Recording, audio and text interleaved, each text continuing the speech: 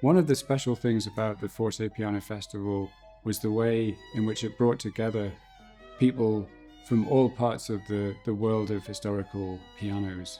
We had a week of inspiring performances, enriching presentations, but beyond the music and the scholarship, the most important thing, and what I think it will last, will be the conversations, the laughter, the things that we lived together throughout the week, and the new friendships that we made.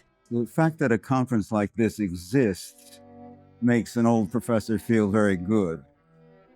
It suggests that things that we did in the past were not wasted energy. To see my students returning from more than 50 years of teaching is a great pleasure. I regard them as my children and grandchildren, artistically and professionally. 25 years ago, I and 6 of my former students or present students did all the Beethoven sonatas on historic pianos, the first time that had ever happened. And they all came back for the festival. It was very touching and moving, really. It's a little bit like a family reunion with lots of people that I don't see very often, all at once. This is my very first time in Ithaca. Meeting the Cornell facility and all the people here, it's just been eye-opening. I came to the previous festival 10 years ago that everybody here is talking about. And of all the conferences that I would ever go to, I think I have the closest personal connection and most interesting conversations with all these great people. So it's just a wonderful thing to be here. Community. This is what this festival is about. We spent a lot of hours in the practice rooms. We spent a lot of hours with these pianos doing research. We spent a lot of hours in archives, libraries. But then when we meet here, we can listen to each other, and then our ideas can change perspective. And that means that this community can be alive, that these pianos really can be alive. On the other hand, we were also looking forwards to the future of historical keyboards, what that might hold. And so from that point of view, it was very exciting to hear from emerging scholars and musicians, some of whom have very recently graduated, to see the directions that they're exploring and what they envisage these instruments might make possible for them. We wanted to make sure that it was not just an old guard event, but it brought in people from every stage of their careers. And I feel so energized by the fact that we had many people here who were younger and more vibrantly energetic than I. We had a concert that was on the theme of album leaves and dedications. Some of this repertoire was historic, whereas we were also featuring new music written especially for the festival, composed by Matthew Bengtson, who also performed his own composition.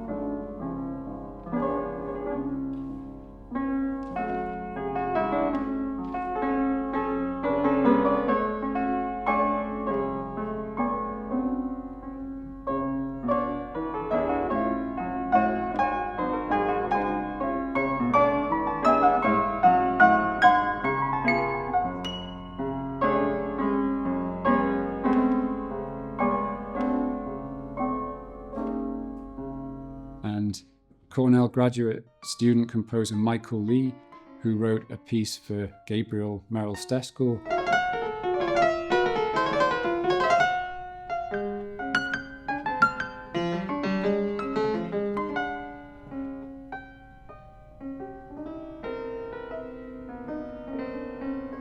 And I wrote a violin sonata for Aislinn Noski, who was gracious enough to premiere it with me at 3 different pianos that belong to our collection and that had inspired the musical style of each movement.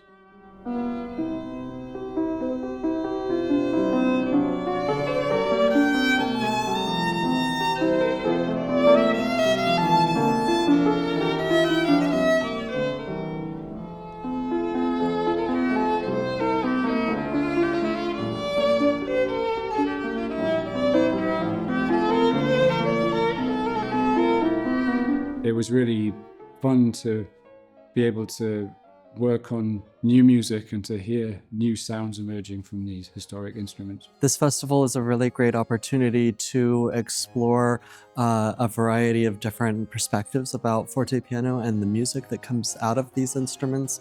I find that it's so many people are spread out so far around the world, and it's so nice to come together and to share ideas and exchange thoughts.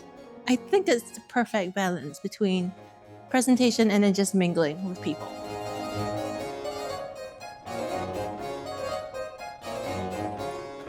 I think a lot of people, if they knew more about it, would find it just as fascinating as us nerds would. There's a huge variety of programs here, so everyone can find very interesting stuff. We did something quite unexpected, a performance of a pantomime in the Commedia dell'arte style out of a fragment that Mozart left. This was something that we were a little bit nervous to do in front of this audience, but I think it was a very good experience, and we could feel how the audience was really engaged. Clear? Clear! Oh! God, is that your... Clear!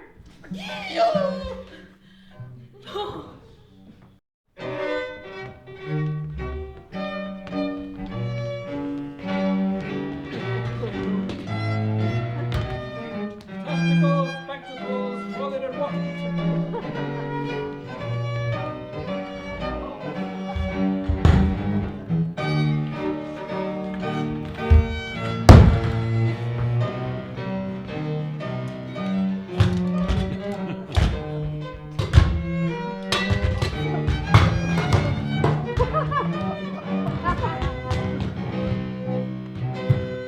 Vuoi prendere il corpo?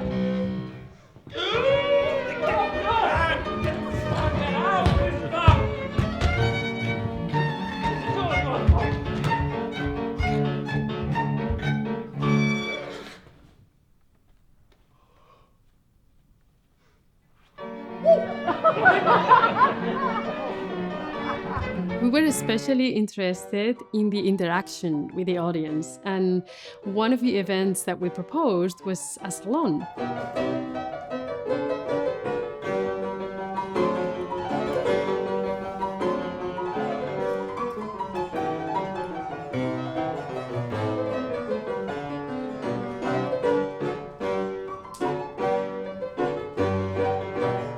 Reimagined salon in the 18th century tradition, where we played games with the audience. At some point, we had a giant dice that we throw to the audience. They had to bounce it back, and that would create an improvisation, which is actually a game that Mozart played. And so then we also reenacted Proverbs. That was an 18th century game as well, and people had to guess which proverb was it. So we had this new format that we thought might work in order to regain engagement. We had a conversation with the audience about paintings that we were projecting, and at the same time, we were touching topics of gender, visibility, and showcasing music that is rarely performed by women composers.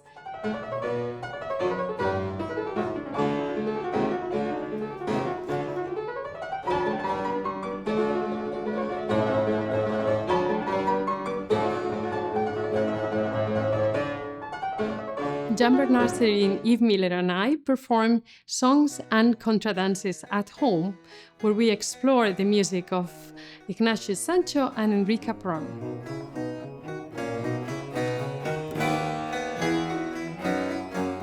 Sweetest bard that ever sung, nature's glory, fancy's child. Sweetest bard that ever sung, nature's glory, fancy's child.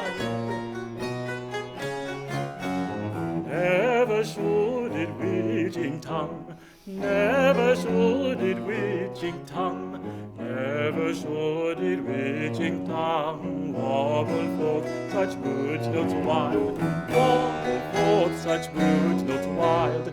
Follow forth such words not wild.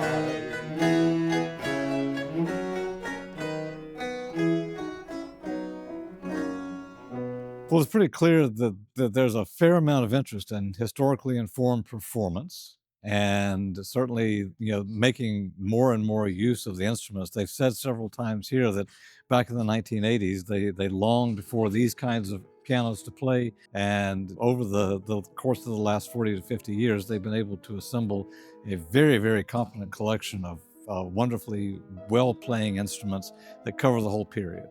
And we've been treated to music from all of that time. Perhaps in future, and maybe not even such a far future, people will start producing in series Graf pianos, Walter pianos, Broadwood pianos that would be more adapted to life in the home than this enormous big Steinway type.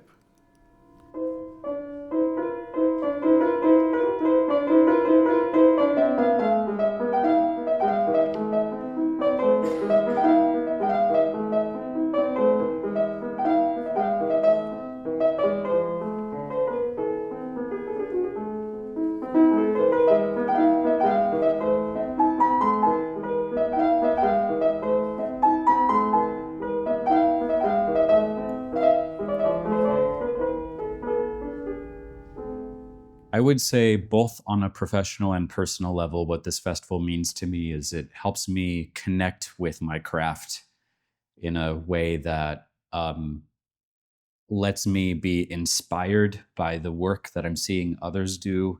It's helping me think about the work I want to do in the future. Another highlight for me was the final concert of the festival called Women at the Keyboard, which featured music by Jane Mary Guest, Amelia Meyer, and Louise Farronc, played with enormous skill and verve.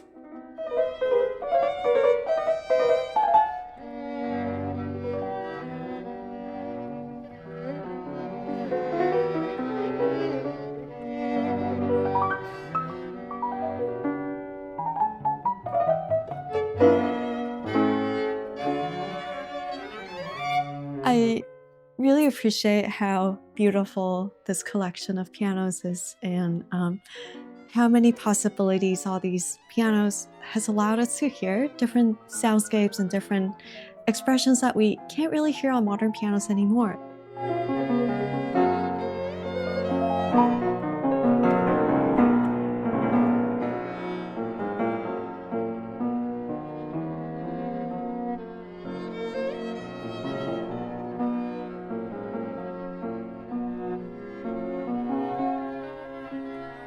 It's so precious that we can hear this and experience this without any boundaries in time, thanks to all the instruments.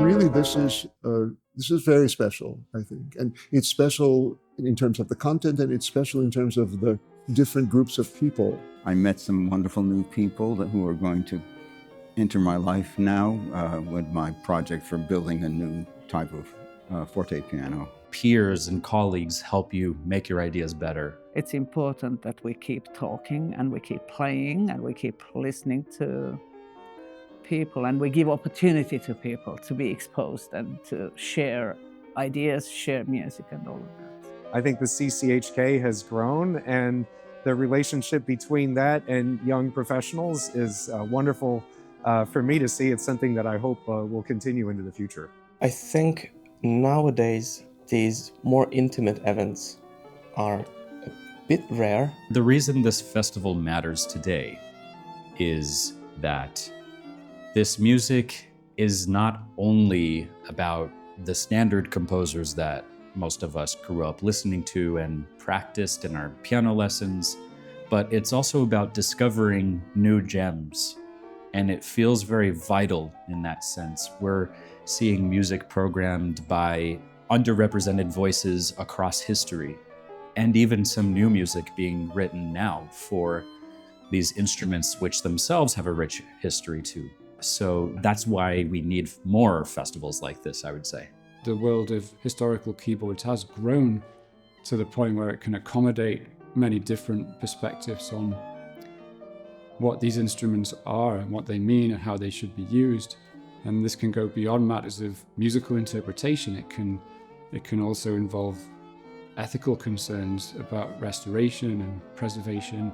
And it can open up onto the really big questions about why it is that any of us as musicians and musical thinkers does what we do. Will be something that will last and will make an impact in the field of historical performance, and especially historical keyboard performance.